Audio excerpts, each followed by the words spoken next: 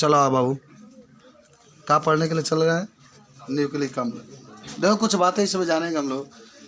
पहले ही जानो न्यूक्लिक अम्ल। न्यूक्लिक का मतलब क्या होता है? केंद्रक। आप पढ़े होंगे ना, जितने भी माने जीव होते हैं सभी जीव किससे मिलकर बने होते हैं? कोशिका से। समझो एक तरीके से बायोलॉजी है। सभी जीव किससे मिलकर बने होते हैं? कोशिका। और कोशिका के अंदर क्या पाया जाता है? केंद्रक। और उसी केंद्रक के अंदर पाया जाता है क्या चीज? न्यूक्लिक अम्ल। उसी केंद्र के अंदर कहाँ पाया जाता है? न्यूक्लिक अम्ल। याद कर ले, न्यूक्लिक अम्ल कहाँ पाया जाता है? केंद्र के अंदर। और केंद्र कहाँ पाया जाता है? कोशिका के अंदर। और केंद्र का खोज किसने किया था? रॉबर्ट ब्राउन ने। ठीक है ना, रॉबर्ट ब्राउन ने किया था। इस केंद्र के अंदर न्यूक्लियस पाया जाता है, पहले समझ लेना। अगर उसी को कहते हैं न्यूक्लिक अम्ल। और न्यूक्लिक अम्ल क प्रकार के? दो प्रकार के, एक डीएनए और एक आरएनए। एक डीएनए और एक क्या होता है? अच्छा, ये केमिस्ट्री में दे दिया तो ठीक है किया है। कम से कम मान लीजिए जो बच्चे हैं, आप लोग हैं मैथमेटिक्स वाले हैं, वो भी कुछ बायोलॉजी के हिस्सा को जाने। तो न्यूक्लिक अम्ल कितने प्रकार के? दो प्रकार के। कौन कौन? एक डीएनए होता है, क्या होता है? आरएनए। और डीएनए का पूरा नाम डीऑक्सीराइबोज न्यूक्लिक एसिड। हाँ, डीऑक्सीराइबोज न्यूक्लिक एसिड को उसी एसिड के हिंदी में क्या कहते हैं? अम्ल। और आर को क्या कहते हैं? माने हाँ, राइबोज न्यूक्लिक अम्ल। आज इसी को पढ़ना है, ठीक है ना। डीएनए के बारे में पढ़ना है, आरएनए के बारे में पढ़ना है, न्यूक्लिक अम्ल के बारे में आपको क्या करना है? पढ़ना। तो पहले समझो तब लिखना। तुम लोग सांस मिलेगा लिखने के लिए। हाँ सती है। अच्छा क्या बोले, समझ क्या? Nucleic acid. Nucleic acid spelling सही बा? न्यूक्लिक एसिड क्या है? तो जानो इसमें कि जैसे आप कहेंगे ना न्यूक्लिक अम्ल, तो सुना ही, न्यूक्लिक अम्ल एक, यह भी एक महत्वपूर्ण प्रकार के पोषक तत्व है। पहले समझिए, एक प्रकार का प्रमुख पोषक तत्व होता है। अब बलिराम शादी तो खूब घुमाए, खवाए भाई भाई लेकिन हाँ सुनेंगे मम्मी की शादी में गया था, एक कार्बन, हाइड्रोजन, ऑक्सीजन, नाइट्रोजन। और तो बोले कहता बलिराम, हम कहीं बलिराम कहाँ है? तो कह रहे सर जी अपना जीजा ने शादी में गए कार्बन, हाइड्रोजन, ऑक्सीजन, नाइट्रोजन और फास्फोरस से क्या मतलब लग बाबा बना होता है। याद रखना, न्यूक्लिक अम्ल केंद्रक में पाया जाता है। नहीं पढ़ लो यार, फरवरी में मार्च है करे, मार्च में पेपर बा। न्यूक्लिक अम्ल, न्यूक्लिक अम्ल कोशिका के केंद्रक में पाया जाता है। याद करो, कोशिका होता है, कोशिका के अंदर क्या होता है? केंद्रक। कोशिका के केंद्रक में पाया जाता है, केंद्रक में पाया जाता है। कोशिका के केंद्रक में क्या होता है? पाया जाता है। इसीलिए इन्हें बोले समझ लेता नहीं, इसीलिए इन्हें क्या कहता है? न्यूक्लिक अम्ल कहता है। ये कोशिका के केंद्रक में पाया जाता है, केंद्रक में पाया जाता है। तो केंद्रक को अंग्रेजी में क्या कहता है? न्यूक्लियस। इसलिए इसको हम लोग क्या कहते हैं? न्यूक्लिक अम्ल कहते हैं। क्या कहता है? न्यूक्लिक अम्ल कहता है। आगे चलो, ये आनुवांशिक सूचनाओं के वाहक होते हैं।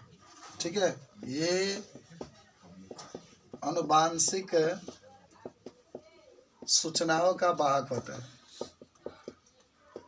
सूचनाओं का वाहक मान जानते हैं ना? वाहक का मतलब होता है ये एक स्थान से दूसरे स्थान पर लेकर के जाता है। अब आ जाओ न्यूक्लिक अम्ल के प्रकार। न्यूक्लिक अम्ल के प्रकार कितने प्रकार के होते हैं? दो प्रकार के होते हैं। कितने तुम अच्छे हो जी, बोलते हो, खट खट बताते हैं। पहला होता है डीएनए। मुर्गा बोला था। डीएनए का पूरा नाम बताओ। Deoxy ribose nucleic acid. ये कहाँ पाया जाता है? केंद्रक में। याद कर लेना बाबू, केंद्रक में पाया जाता है। आरएनए का पूरा नाम राइबोस न्यूक्लिक एसिड, या जो भी आपको न्यूक्लिक एसिड, ये कहाँ पाया जाता है? कोशिका द्रव्य। कोशिका द्रव्य। एक चित्र बना लेना। देखो सबसे बाहर आपका जो दिख रहा है ना, ये कहाँ है? ये माने कोशिका का चित्र है। पहले समझो जी तनी, ये कोशिका के कहाँ है चित्र है। तो देखो सब लोग, ये कोशिका का चित्र, तो समझ लो। कोशिका के चित्र में देखो सबसे बाहरी एक झिल्ली पाई जाती है, पहले समझ लो। इसको हम लोग क्या कहते हैं? कोशिका भित्ति। क्या कहते हैं इसको हम लोग? तनी खूब रंग बिरंग कलम से बनाना। सुनो, इसके अंदरवा भी एक झिल्ली पाया जाता है। इस झिल्ली को क्या कहते हैं? प्लाज्मा झिल्ली। प्लाज्मा झिल्ली। आप सबसे अंदरवा एक ऐसे हिस्सा पाया जाता है, इसको क्या कहते हैं हम लोग? केंद्रक। आज जितना बाहरी जगह खाली देख रहे हैं जो, इसको क्या कहता है? कोशिका द्रव्य। क्या कहता है? इसी कोशिका द्रव्य में आरएनए पाया जाता है। अंदरवा जो केंद्रकवा है, इसमें डीएनए पाया जाता है। ठीक है, तो नोट कर लो इसको, कब आ रहा था आपको। न्यूक्लिक अम्ल के संगठन, पहले इसके बारे में जानो तब जानना। ये बताओ, जो न्यूक्लिक अम्ल होता है ना, वह 2 प्रकार के संरचनाओं से मिलकर बना होता है। मुख्य रूप से इसके 3 घटक होते हैं। बात समझे? न्यूक्लिक अम्ल की संगठन, संगठन का मतलब होता है संरचना। ये किससे मिलकर के बना होता है? तो लिखो न्यूक्लिक अम्ल, पहले लिखो न्यूक्लिक अम्ल के संगठन। न्यूक्लिक अम्ल के संगठन, यह 3 घटकों से मिलकर बना होता है। ये 3 घटकों से मिलकर बना होता है। आज याद कर लेना। पहला आपका होता है ना शर्करा। पहला आपका क्या होता है? शर्करा। पहले समझो, पहले होता है शर्करा। आप सभी लोग जानते होंगे कि डीएनए में जो शर्करा पाया जाता है उसका नाम होता है डीऑक्सीराइबोस शर्करा।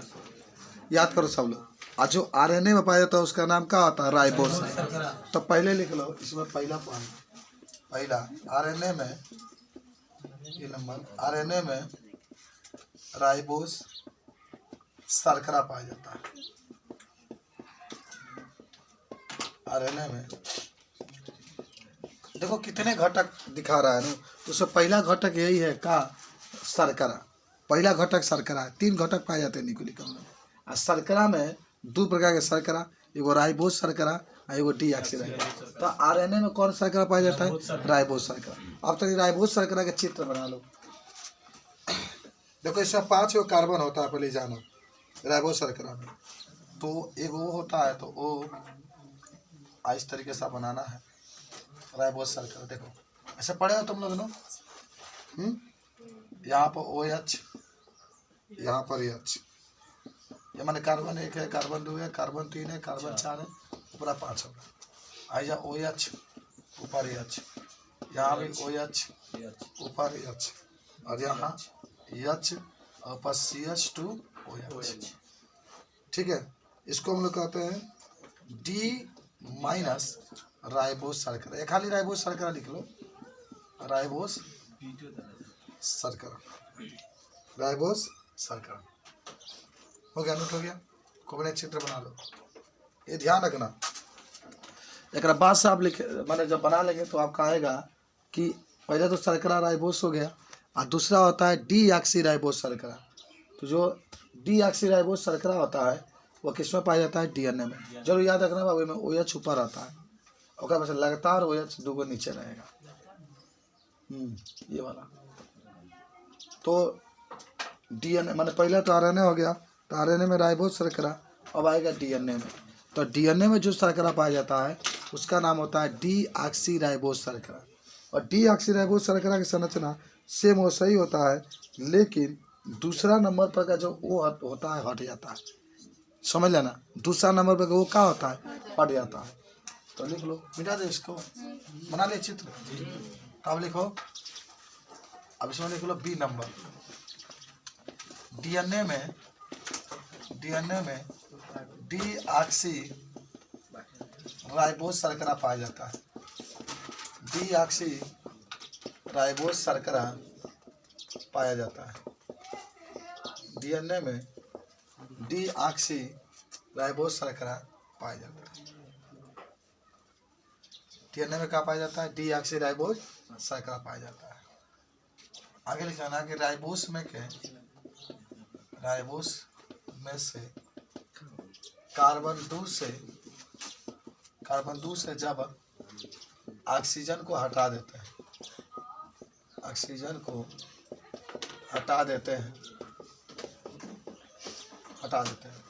अब देखो ध्यान से, टोटल यही रहेगा, बस ये ऑक्सीजन का हटा दो और हटाने के बाद या लिख देना आगे तुम लोग को डी ऑक्सी राइबोज शर्करा। चलो बना लो साना, चलो बस इसमें से दूसरा नंबर पर जो बनाए थे वो को हटा दोगे तो इस तरीके से बन जाएगा, जिसका नाम होता है डी ऑक्सी राइबोज शर्करा। मैं लिखना से गलत होता है, डीएनए में डी ऑक्सी राइबोज शर्करा पाया जाता, हो गया। राइबोस में से कार्बन 2 से जब ऑक्सीजन को हटा देते हैं, सभी मुजबानी लिख दिया जाता है। तो पहला घटक यही होगा आपका, कौन, शर्करा। दूसरा घटक आ जाओ, नाइट्रोजन युक्त क्षारक। नाइट्रोजन युक्त क्षारक इका है, तो न्यूक्लिक अम्ल के 3 घटक है, वो हट जाता है, खाली H रहता है इसमें, डीऑक्सीराइबोज शर्करा। चलो अब दूसरा नंबर पर हम लेंगे, दूसरा इसका हिस्सा होगा नाइट्रोजन युक्त क्षारक। नाइट्रोजन युक्त क्षारक, अब इसमें नाइट्रोजन आएगा तो लिख रहा है कि नाइट्रोजन युक्त क्षारक में लिख लो कि 2 प्रकार के,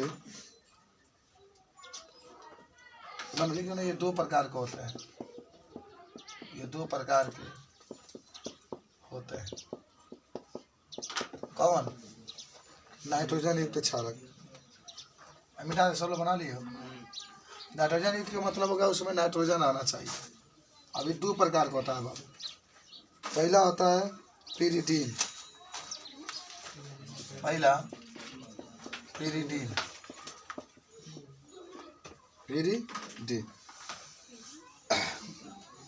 क्या होता है, पिरिडीन। अच्छा आपको याद होगा कि आप सभी लोग जानते होंगे, पहले तो समझ लो, डीएनए आरएनए 2 प्रकार के न्यूक्लिक अम्ल है। डीएनए में जो शर्करा होता है उसको हम लोग डीऑक्सी राइबोज शर्करा कहते हैं। आरएनए में जो शर्करा होता है उसको राइबोज शर्करा कहते हैं। अब एक होती है नाइट्रोजन क्षारक, तो आप सभी लोग जानते होंगे डीएनए में जो नाइट्रोजन क्षारक पाया जाता है, एडेनिन, ग्वानिन, साइटोसिन, थाइमिन। अगर आरएनए की बात करेंगे तो एडेनिन, ग्वानिन, साइटोसिन, यूरेसिन, ये 4 गो नाइट्रोजन क्षारक होते हैं। लेकिन सुनना ध्यान से बाबू, 4 गो नाइट्रोजन क्षारक होते हैं, तो नाइट्रोजन क्षारक को पहले 2 भागों में बांटते हैं। एक होता है पिरिडीन, एक होता है क्या होता है, पिरिडीन, और एक होता है दूसरा का आपका एक होता है जिसका नाम होता है प्यूरिन। दूसरा का क्या होता है, प्यूरिन। तो सुनो ध्यान से, पिरिडीन में क्या कहा जाएगा, यूरासिल आ जाएगा। क्या कहा जाएगा, यूरासिल, साइटोसिन और थाइमिन। पिरिडीन में कौन कहा जाएगा, देख लो, यूरासिल, थाइमिन, साइटोसिन। ये गई मैंने ख्याल मालूम है कौन, बोलो, एडेनिन और ग्वानिन नहीं ख्याल ना हो, पूरा 5 गो होला क्षारक, adenine, guanine, thymine, cytosine, uracil. तो देखा जितना अंतिम वाला बा, जैसे थाइमिन टी अंतिम वाला, यू अंतिम वाला, वो सी तो बोल नहीं बा, मान लीजिए ये तीनों जो बातें हैं ये आपके हो जाता है पिरिडीन के। और जो 2 गो बचाता है, कौन कौन, थाइमिन और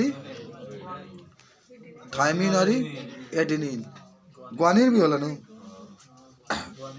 ग्वानिन और एडेनिन। तो ये जो ए और जी बा, ए जी वो आपके प्यूरिन में पाया जाता है। तो इसमें लिख लो यह 3 प्रकार के होते हैं, 3 प्रकार के होते हैं। अब तीनों के नीचे चित्र बना रहे हैं।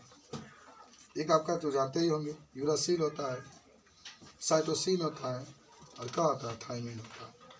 तो देखो बना लो यूरासिल के संरचना, पूरा मौजबानी याद करना पड़ेगा ही। पहला नंबर है यूरासिल, यूरेसिल पहला आपका। चलिए इसमें आपके बेंजीन का संरचना आपको बना लेना है। देखो ध्यान से, पहले बेंजीन का ना भी मैं बना लेता हूँ, तब आप लोग बनाएंगे ध्यान से, ठीक है। बेंजीन का संरचना बना लेना है ध्यान से एकदम। और यहाँ पर जो आपका होगा, जब ऊपर वाला हिस्सा होगा वह उसमें जो है वो जो है डबल बॉन्ड से आप वो जोड़ दीजिएगा, और नीचे वाला में यहाँ पर NH जोड़ दीजिएगा, NH जोड़ दीजिएगा, और फिर यहाँ पर डबल बॉन्ड O जोड़ दीजिएगा, ठीक है। और फिर यहाँ पर NH जोड़िए, NH, इसी का नाम होगा यूरेसिल, और इसको हम लोग यू से प्रदर्शित करते हैं। देखो ऐसे ही नाम होगा यूरेसिल। देखो इसमें क्या होगा ना, ये कार्बन 1 है, ये कार्बन 2 है, ये कार्बन 3 है, ये कार्बन 4 है, ये कार्बन 5 है, ये कार्बन 6 है। तो आप क्या देख रहे हैं कि 1 2 3 4, चौथा पर NH आ रहा है और फिर 6वां पर NH आ रहा है। याद रखना कि चौथा पर और 6वां पर आपका NH आता है, ये यूरासिल होता है। क्या होता है इसको, क्या कहते हैं, यूरासिल कहते हैं। साइटोसिन आ जाओ यार, एकदम याद कर लो आज। यूरासिल चौथा पर, 6वां पर आपका क्या होता है NH।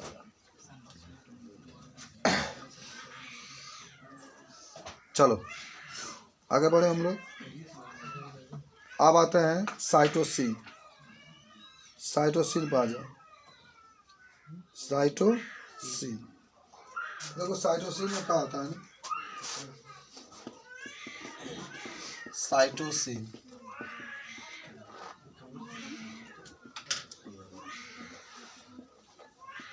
साइटोसिन इस तरीके से आपका होता है। यहाँ पर डबल बॉन्ड होता है आपका, यहाँ पर NH रहता है, ऐजा आपका डबल बॉन्ड O रहता है, ठीक है। फिर आपका NH2 रहता है, यही आपका साइटोसिन होता है। इसको C से प्रदर्शित करते हैं।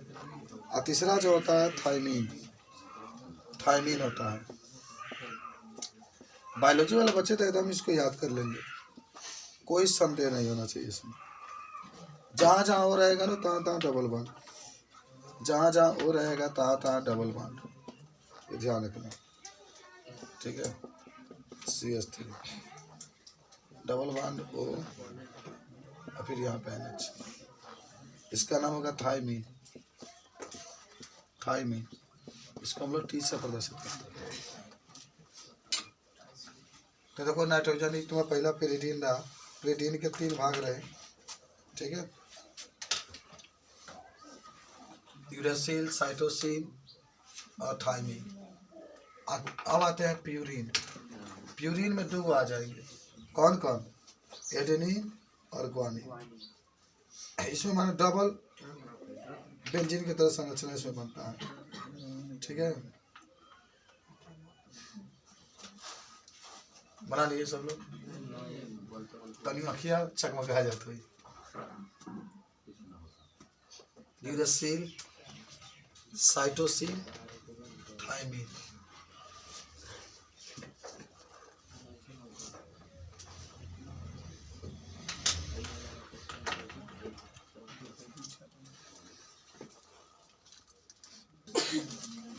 प्यूरिन,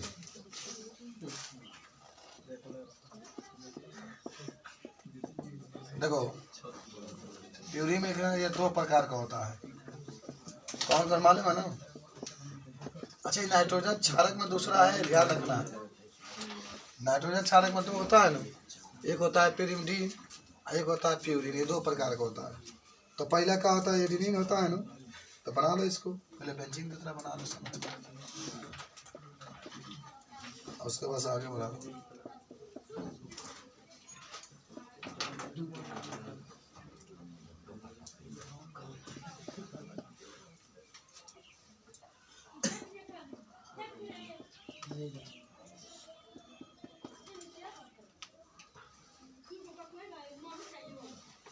यहाँ पे NH2 लिख लेना।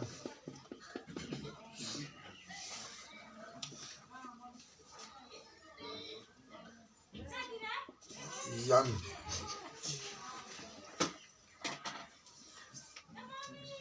यहाँ भी यंग रहेगा। एडेनिन इसको कहते हैं, ये से प्रदर्शित करता है पहला। और दूसरा होता है ना ग्वानिन।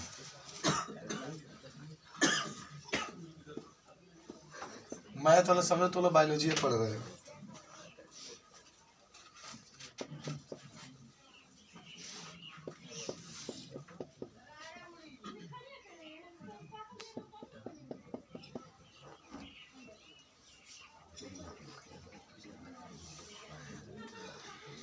डबल बॉन्ड हो,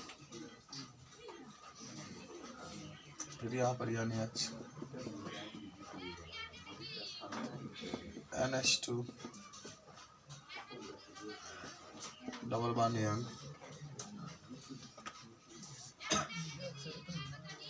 डबल बॉन्ड ग्वानिन जी से प्रदर्शित करता है। और एक फास्ट तीसरा जो था ना, आपने कहा लिखा था शुरुआत में कि न्यूक्लिक अम्ल है बाबू, सामने जो बैठे हो ना तो जिस समय सामने ताक रहा है तुम भी सामने ताको, उठा उठा देकर साफ हो जाएगा। तीसरा लिख लो फास्फेट समूह। उस बच्चा को पढ़ने दो यार, तुम पढ़ो या मत पढ़ो दूसरे डिस्टर्ब। हमसे काहे नहीं कहा, झूठ बोल रहे हो यहाँ आकर के सरस्वती के मंदिर में आकर के। चलो ये कि DNA और RNA दोनों में फास्फेट समूह का होता मालूम है?